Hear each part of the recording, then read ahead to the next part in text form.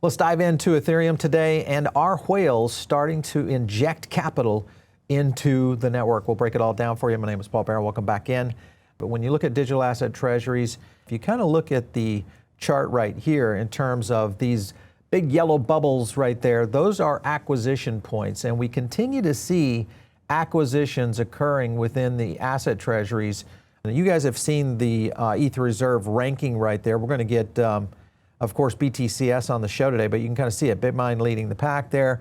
BTS holding the number 6. So we thought, let's get Charles in from BTCS to kind of break down what's happening in the markets. Charles, welcome back in. Thanks for coming in. Yeah, Paul, thanks for having me back. It's great to be on the show. So let's go into a couple of points I want to hit on. One thing that you guys put out this tweet over the weekend, while not material, on Saturday, BTCS picked up another $1.5 million in ETH. In the $3,800 range. So goodbye for you guys. And DeFi continues to perform. So Aave was still doing great. Uniswap running 24/7, meaning you've got access. These are the kind of things that happen throughout these weekends. First of all, why do you think we were seeing both institutional companies like yourself on the digital asset treasury groups really going all in a time where I think a lot of traders were very, very spooked by what happened over the weekend? I mean, I think you'll always have that issue of traders trading, right? They're going to trade the short-term, volatility of a market. And so we have a very long-term view on Ethereum. We're very bullish on what it's going to do to change the way digital assets are moved on a global scale. And so when we see a market crash, I mean, that's the best time to buy, right? There's always that expression, like when you're getting stock advice from like the hot dog vendor in New York City, it's the time to sell. Yeah. When everybody else is selling, it's the time to buy. So we saw that kind of flash crash on Friday. Unfortunately, I was at dinner with the family, so we couldn't, pull the trigger and do anything that night. But, we started the discussion, and, on Saturday we had, picked up, another $1.5 million of ETH. And what was great is we were able to do that on DeFi. So had we been using traditional exchanges, it was, if it was TradFi, we wouldn't have been able to do that. And so we were able to capture that, that it was close to the bottom as we possibly could. Well, and I think you hit it right here on this tweet. We saw the market flash crash. You guys remaining rock solid. We are well over collateralized with zero liquidation. So that's another advantage that you've got in terms of how you guys are playing this market, which I think is a good benefit to a lot of the people who hold BTCS. When you look at institutions right now, Charles, and you kind of compare this, I'll go to the ETH ETF tracker, and these outflows that we've started to see. Now, typically what has happened after these massive outflows, we have started to see the price of ETH start to track back up again. So this is perfect timing, or it appears to be perfect timing for companies like yourself and others to really pack in a lot of opportunity of buying these dips. Is this a typical strategy that you guys are implementing? It is, and we have kind of two strategies, right? We have a $50 million buyback in place, so we're buying back shares when the stock dips, and we have, when we see opportunity on the east side, we're going to do the same. And so I think it's very natural that when there's a flash crash or there's uncertainty, people panic sell, and that creates a great opportunity, right? When everybody is chasing the highs and there's fear of missing out and buying, that's typically when it's a great time to kind of take a pause and say, okay, well, what is my valuation? Is this the right timing to institute a move? Right. Well, you can kind of see it right here. This is the total Ethereum spot ETF net inflow outflow. These are the outflows that happen, and then we see these bounces right here. So coming off that, boom, then we see the ETH price start to move up, which I think is kind of in line with what you guys are trying to do from a strategy standpoint. When you look at ETF holders versus asset treasury holders, why do you think, because this seems like a completely different audience now, like you're marketing to different people. Kind of give me the breakdown of the two. I think so. I mean, I think, ETFs, one, are just targeting holding that underline. And so there's a lot of the investors in an ETF maybe arbitraging that against a digital asset treasury company. I've spoken to larger institutions that are actually doing that and saying, well, okay, if a company that doesn't have much operations and all it does is hold, let's say, ETH, they can sell that short and buy the ETF as and arbitrage it. So I think in the public markets, there's a lot that's going to go on that is not as simple as the price going up or down, or I'm buying low and selling high. It's much more complex. And so, I mean, that's why I created an opportunity over the weekend where, traditional markets are closed and we're able to go in there and use DeFi and borrow and increase our exposure to ETH. And it seems like it was a pretty good call based on, where ETH is, after the long weekend, right? It's back up in the 4,000 range. I think it got up to close to 4,500. Now I haven't looked at the moment, but it was definitely a good opportunity. Yeah. Well, I think, when we see the markets doing what they are right now, and I think a lot of people were in the position where if they could get into this dip, this was a great benefit. And I think the key here is watching how the markets respond now from here going forward. You look at the news, you put out this statement right here, big news from SharpLink Gaming. They announced tokenization of SBET. They're doing it the right way, your claim here, unlike if you look at something of what's happening over on Ondo, which puts a lot more economic pressure on this around ownership. Explain to our audience why this is a good move doing it this way. I know you guys are obviously in this direction as well. Yeah, we already did this, right? We did this not on Superstate, we did this on Upstream. So it was a platform that tokenized our stock on Ethereum's blockchain. I think it was 3 years ago. And it's a very lengthy process to get. It's a very, very hard process, right? You've got to get liquidity and you've got to get companies on board these platforms.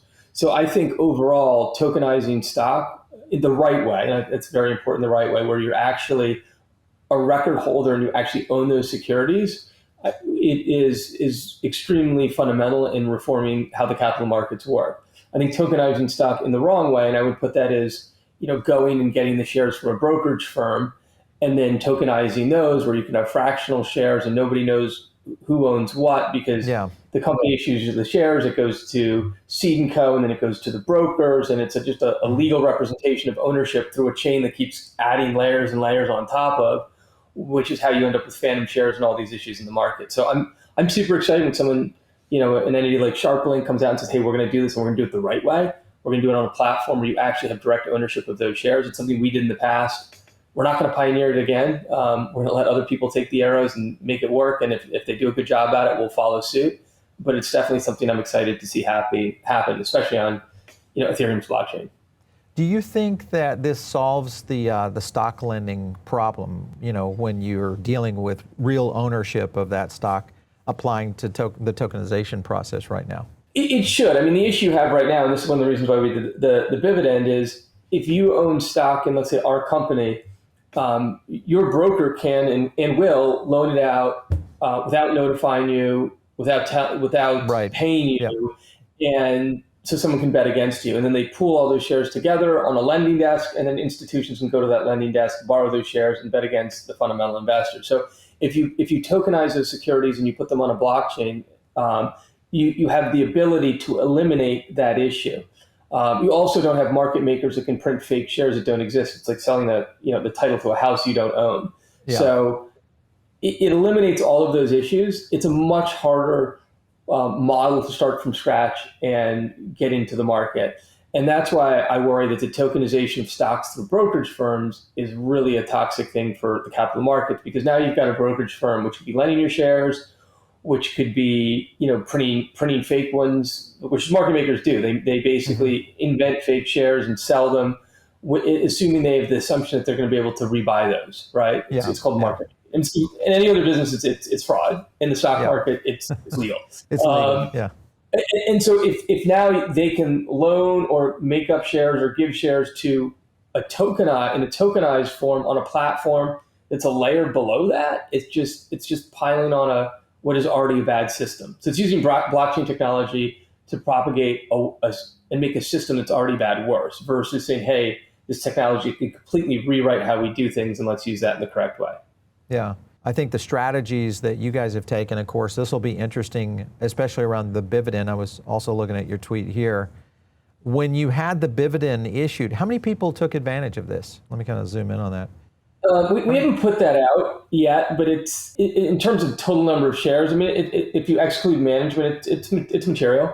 Wow. And we actually already paid the BTCS, which is great. I mean, it took a little longer to reconcile some of the documents than we thought, but that got paid out last week. So we had set a payment date of on or before October 17th. Yep. If you are Now, if you're getting cash, that's going to go out on the payment date. We've actually already paid it. It goes to DTCC, and they're going to give it to the brokers, and the brokers are going to go pay it to the shareholders, whoever they may be, at that time. And so, if you took cash, you'll get it on October 17th, and if you're short the stock, you'll pay it on October 17th. All right. And if you took ETH, is the same date, I'm assuming? We didn't pay it the same day. We did it sometime last week. Okay. All right. But it was fast, right? I mean, it was processed. It took an hour to process. Right. It was just a question of making sure we had all of the documents in place that people had opted in. So right now, and if you look at our business on the capital market side, we did the dividend. We've got a $50 million buyback. On the operational side, I think that's where we really want to provide investors with, phenomenal exposure to ETH and beyond. And I say and beyond because we do more than just hold ETH. We have an operating business where we're a block builder. We represent anywhere between 1% to 3% of all transactions that land on ETH with our block builder, and that includes all the L2s. That's a growing business. It was 80% of our revenue in the last quarter. It was a huge driver in last year for our revenue. So we think that that's a core function. So we have our validator operations, which is basically staking with higher yield because we do it ourselves. We have our block builder, which is high revenue and revenue growth. And we're looking at other ways we can generate revenue within the Ethereum ecosystem, because it really, unlike Bitcoin, Ethereum is it's a digital economy, and you can build businesses within it. And so that's what we're really looking at doing is like, how do we expand beyond just, hey, we're a validator node operator and we're a block builder and we're also doing these other things. And we've spent a lot of time researching that. A lot of it's built. We're just trying to figure out the accounting, which we like to get the accounting right before we jump in. I think a lot of these DATs have started to jump into things that they don't understand on the accounting side, and they're going to pay the price later. But that's kind of how we see ourselves moving forward. Okay, so you look at this flash crash, you compare how retail and traditional traders dealt with this versus institutional. Did this not really have much of an impact, do you feel, on the institutional side? And this was just another opportunity for institutions to buy into this? It depends on the institutions. If they were levered, yeah. I mean, I think there was $180 million of Aave that was loans on Aave that were liquidated, which is great that whole ecosystem and DeFi lending protocol held up and didn't break.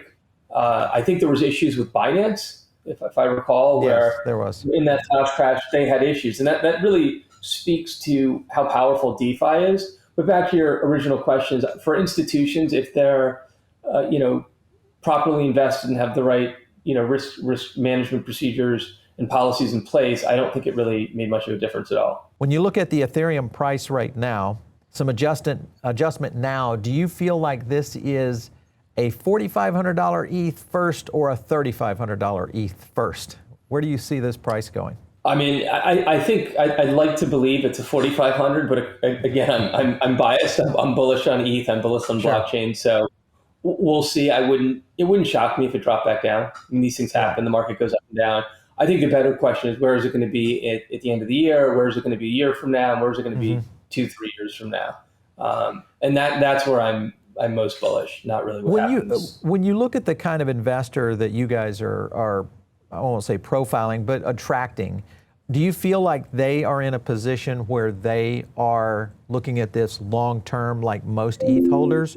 Or do you feel like, hey, no, this is kind of the slot that we're looking at for short and interim burst on investing in the stock market, and this just is our play on crypto? Well, I love all long-term fundamental investors that believe in the business and having a mix of retail and institutional, because I think that's the perfect balance. The reality is that doesn't exist. If you're a public company, anyone can go buy your stock. And we have a lot of short-term investors that look on a day-to-day basis. We have investors that are buying the stock and selling covered calls. We have all sorts of investors. I get emails from investors or messages on DM. Well, they're looking at the technical analysis. And as far as investors go, I mean, I think it is a public company.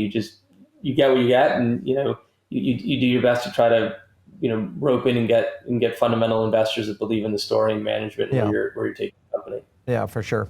I'm looking back at this tweet. I was surprised at how many people think that the market is bullish right now. This, of course, happened. We put this out on the 13th, just yesterday afternoon, and whether it was bullish or bearish, and then we saw the pullback. So I think a lot of the market is still very, very bullish on where it's going from here, especially into the Clarity Act potentially, and a couple of rate cuts that still are going to play into this. Do you feel like that's going to change any of your business? Rate cuts, Clarity Act, again, more positive nature for DeFi and obviously crypto overall. Well, I would break it into two categories. So rate cuts is just general macroeconomic effects. It'll affect not really our business, but probably our stock, just like any other stock. Yeah. The Clarity Act, I think, is really big because it's going to touch on DeFi. We'll see where that goes. My recollection of where it left off is it's in the Senate. There's some changes that may not be great. It's obviously going to go back to the House. Congress is going to have to come to a consensus on what it will be, and then get that to the president for signature. So I think that could be one of the biggest catalysts, especially if it comes out with positive regulation for DeFi, where it could really drive the price, right? That could be something where you could see a 25, 50, 100% price increase based on having positive regulation in the market, so that we can start seeing adoption. When that occurs, who knows, right? Like, we've got a government shutdown. When things pick back up and get back on track, we'll see. Yeah, for sure. Listen, you guys should keep a track on the Strategic ETH Reserve listing right there. You'll see BTCS holding in right there. Check them out. Learn a little bit more. And if you're getting into digital asset treasuries, which seems to be one of the biggest things I'm getting questions on, is I think retail is also waking up to this now, going, wait a minute, this is kind of like MicroStrategy, and they kind of know what that is from a Bitcoin stance, but they're learning about it here on Ethereum. So, Charles, it's been great having you on today. Thank you so much. We'll keep a close eye on what's happening over at BTCS. Appreciate it. All right, thanks so much. You bet. All right, you guys, if you're not in our Diamond Circle, that's a place where you guys can get additional content from us. And we do an email out there every week. There's just an update on the markets, kind of where I see where this trends and where trends are going. So all you have to do is just hit the link down below. It's free to get in. And of course, catch me out there on X at Paul Barron. We'll catch you next time right here on The Paul Barron Show.